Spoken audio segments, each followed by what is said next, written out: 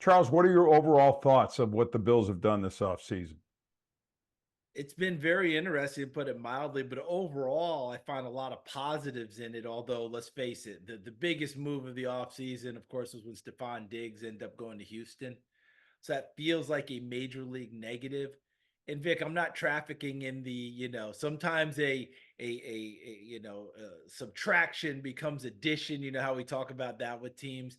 I don't see that at all in terms of what's going on. There's so much smoke that swirls around. Was he this? Was he that? He was a terrific wide receiver who took a lot of pressure off of other people, who opened up things for the tight ends, who made plays for other. That's a big, big deal. And there's no doubt in my mind that his first year in Houston, he's going to be magnificent. It's just that's been the pattern of his career, right? Wherever he goes, right away they get the benefits of him all. But I feel like Buffalo made that move. Not, and as I said, I don't want to talk about both sides of my mouth, but they made the move seeing bigger things, and they made the move because of their quarterback. They could because of their quarterback. They look at him like we've watched Mahomes in Kansas City the last couple of years, where it felt like, Patrick will fix it.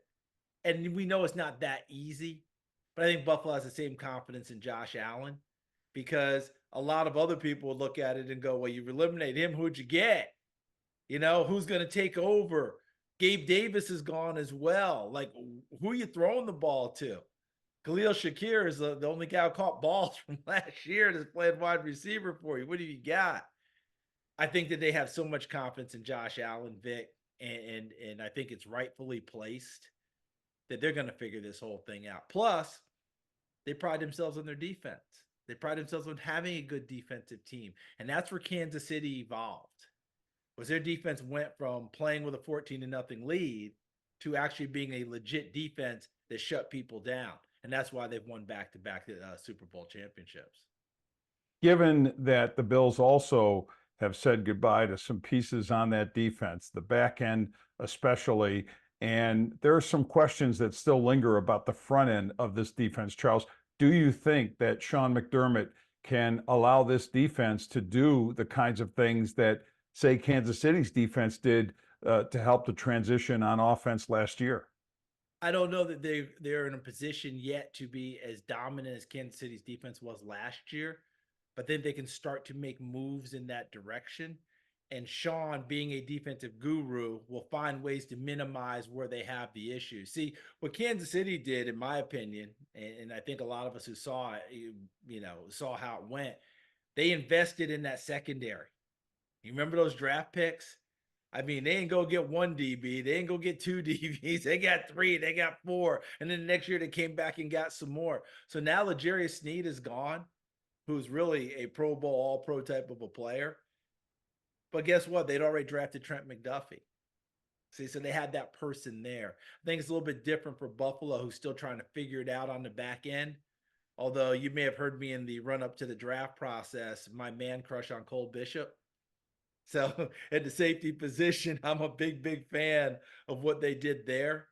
But I do worry about what's happening on the edges right now. Who's going to man the corners? Who's going to win the battles? Who's going to play up to task? Because Dane Jackson was a 7th-round pick who far outplayed his 7th-round status, in my opinion, and he's no longer there. In terms of the competition and looking at the rest of the AFC East and still looking at all the changeover that's happened with the Bills, Yeah. can you still see Buffalo reigning as the top dog of that division, or do you think things have gotten a little closer between them and the other teams?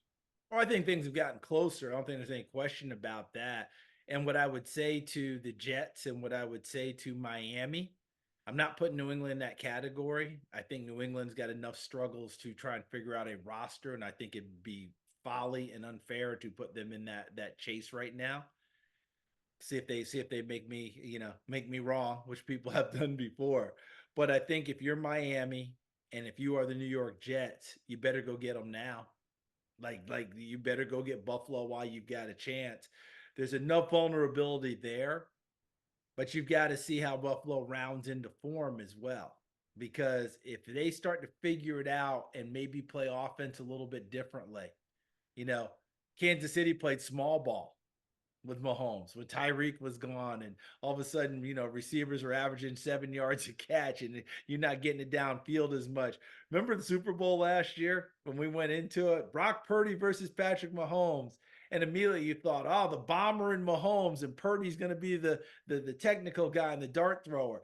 There was nothing further from the truth. Purdy was a guy averaging about 10 yards a completion downfield. Mahomes was averaging closer to 7 because of what had happened with receivers and how they were playing. But who was the masterful guy at running the offense, understanding the team, playing quarterback at an apex level? It was Mahomes. He knew what his defense gave him. They started running the ball more. Like, Vic, you've been around a long time. Andy Reid sticking with the run. I know you were like, what am I watching here, right? What is going on? But they made that transition. And I think when you look at Buffalo, Joe Brady's an offensive coordinator. We saw it during the season last year where the run became more predominant. We know that they're built more for that. And Joe Brady is a very smart young coach. His head coach is a defensive coordinator. Vic, have you ever seen an offense coordinator not understand having a defensive head coach that maybe running the football and controlling the clock might be part of what you want to do? Well, he did. The only nitpick I would have with Buffalo at the end of last year was they didn't run it more against Kansas City in the playoff game. That'd be my nitpick, because I feel like if they did, they might have slayed the dragon right then and there. But that's going to continue. They will run it more. They'll be more judicious in how they throw it. And that big horse wearing 17 is going to play, I think, the best football of his career. He's hit that stage now. He's not just a young pup, with all those extras, involved in him. He's not too old to do any of these things that are there. This is a time of his career where it all kind of has a chance to come together. And I think that we're going to see him go to another level with the team, even if the numbers aren't as huge as they may have been before, Vic. But I think his quarterbacking is going to be better than it's ever been. When you say goodbye to players like, at least for the time being, Micah Hyde, Jordan Poyer, Mitch Morse from that offensive line, core leadership type players, is there any concern, should there be any concern of that void existing once we get to the season? Because it's really hard to see what it is now, but is there a leadership concern in your mind at all? There always is. But if I know Sean McDermott and Brandon Beane, there's got to be a feeling that they have people they believe are about to emerge or ready to emerge. And that's kind of what you're doing with all of this. Sometimes you have no choice. A guy just can't play anymore, right? And you just have to do it. But sometimes you're making moves based on what we don't get to see.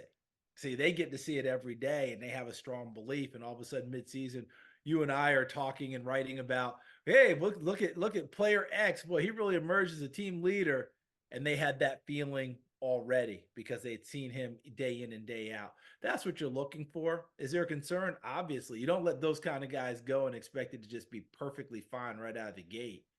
But can some of those guys who've been around, can some of those other old heads who've been around fill that void for them and get the kind of play that you need? Because the best leadership that you and I know are when the best leaders are your best players. And they bring that along with them. Then you've got the whole thing going.